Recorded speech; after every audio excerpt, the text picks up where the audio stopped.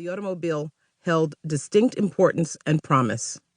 It made self-directed travel a possibility when travel by bus and train, controlled by others, could lead to humiliating or even life-threatening encounters. Owning a car demonstrated Black American success in a nation where that success was often thwarted. With a growing Black middle class, more and more Black Americans could purchase automobiles, and they used their cars and their consumer dollars not merely to vacation, though they did do that, but also as weapons against segregation.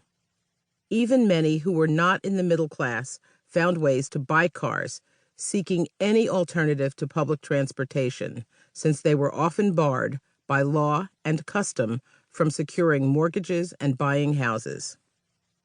Still, each car trip could be fraught with anxiety, and it required special preparations and careful planning to ensure success. This is one of the first books to tell the story of the African American experience with the automobile, and my hope is that it shows how access to cars completely transformed Black life in ways that were both far-reaching and totally unexpected.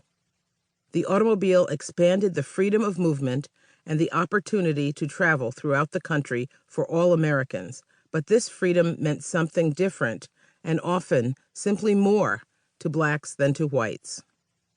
Automobiles provided a means of escape from the Jim Crow South. They were a tremendous source of pride for African Americans, and they changed the etiquette of travel on the road.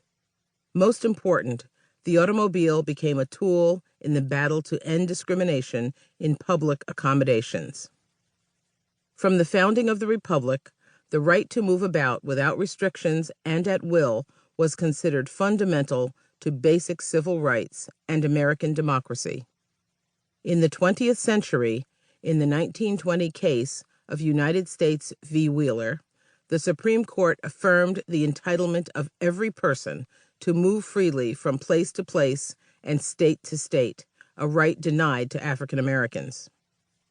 And the people of each state shall have free ingress and egress to and from any other state, and shall enjoy therein all the privileges of trade and commerce subject to the same. For Black people, mobility was always most highly prized because it was often and had historically been an impossibility. Masters confined their enslaved persons to their property, and free Black people found themselves regularly stopped, questioned to determine their status, and sometimes even kidnapped and sold into slavery. These restrictions on movement before emancipation carried on in different forms into the post-Civil War Reconstruction era and beyond, despite passage of the 13th, 14th, and 15th Amendments to the Constitution designed to end slavery and protect the due process and citizenship rights of African Americans.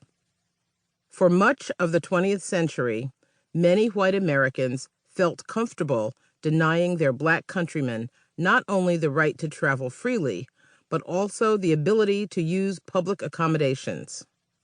Everything from swimming pools to restaurants, movie theaters, and hotels.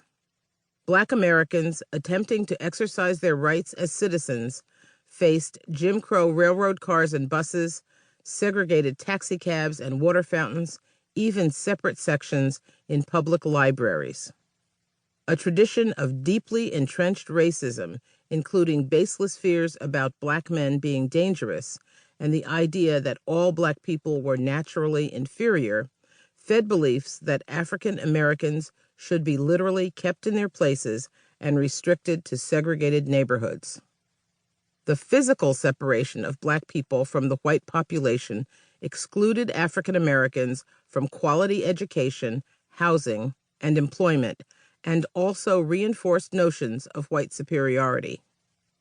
But the automobile made it more difficult, although not impossible, to enforce racial apartheid while cruising along the highways at 45 miles per hour.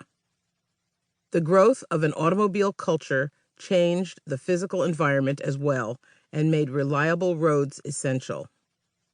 Narrow carriage paths of mud or hard-packed dirt